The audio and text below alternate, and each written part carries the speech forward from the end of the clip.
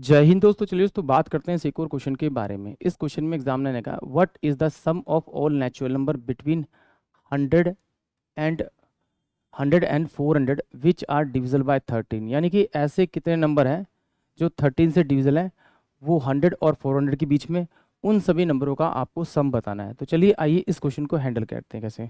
तो देखिए, जब 13 को आप 100 से डिवाइड करेंगे तो 13 का टेबल पढ़िए, 13 पंजे 65, 13 छः 78, 13 से 51, 13 ठीक 104।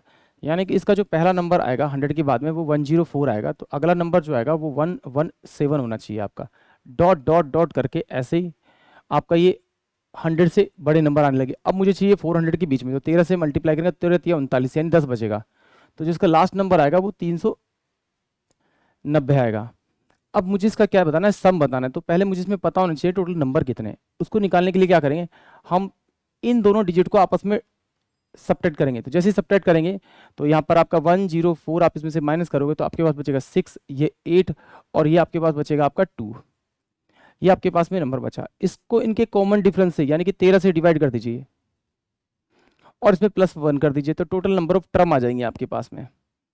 तो 13 दूनी 26 और ये आ जाएगा 13 दूनी 26 यानी 22 प्लस का 1 यानी n टर्म आ गया आपकी 23।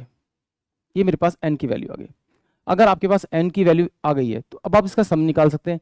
यहाँ क्या कहता है, आपने डिफरेंस किया था ना, माइनस किया था, अब इन दोनों को प्लस कर दीजिए। जैसे आप इसको प्लस करेंगे तो ये आपका 4, 9 और 4 ये आ जाएगा।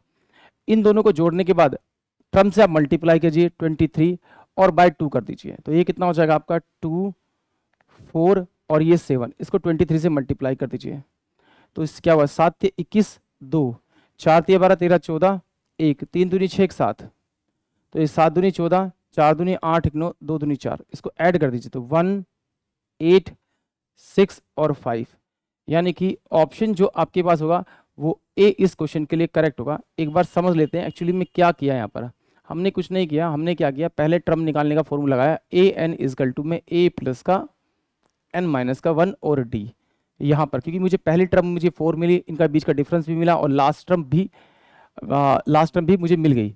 तो मैंने क्या किया, मुझे टर्म निकालनी थी तो 390 मेरे पास में लास्ट टर्म थी इजकल टू में फर्स्ट टर्म कितनी थी मेरी 104 थी आपकी, प्लस में n माइनस का 1 रखा मैंने और यहाँ d की जो वैल्यू थी इनके बीच का डिफरेंस था। डिफरेंस कितना था मेरे पास में आपका 13। तो सोल्व किया मैंने, जब यहाँ पे सोल्व किया था, सोल्व करके कितना आया था मेरे पास में 286 आया, बराबर में n माइनस का 1 आया और ये 13 था, इसे मैं 13 से डिवाइड किया तो ये कितना जाएगा आपको 22 पर और प्लस का 1 कर दिया क्योंकि माइनस इधर जाएगा। तो मेरे पास में टर्म आ गई टोटल कितनी 23 है। ये तो मैंने इसे टर्म निकाल ली। फिर मैंने इसी फॉर्मूले को सेम यूज किया था Sn इजकल टू में n/2 और ये क्या होता है a प्लस का an यानी लास्ट टर्म, जो लास्ट टर्म है आपके पास में ये वाली जो संख्या होती है वो लास्ट टर्म कहलाती है। तो देखिए यहाँ पे किया an प्लस का 1 है, तो मैंने क्या किया इस लास्ट वाले को और पहले वाले को दोनों को जोड़ा और जोड़ करके मेरे पास कितना आया था 494 आया था। फिर n की वैल्यू तो मैंने यहाँ से निकाली 23 और मैंने 2 से इसे डिवाइड किया था। सॉल्व करने पे मेरा ये आंसर आ गया था। आई होप आप सभी को क्वेश्चन समझ में आया होगा। जय हिंद, जय भारत।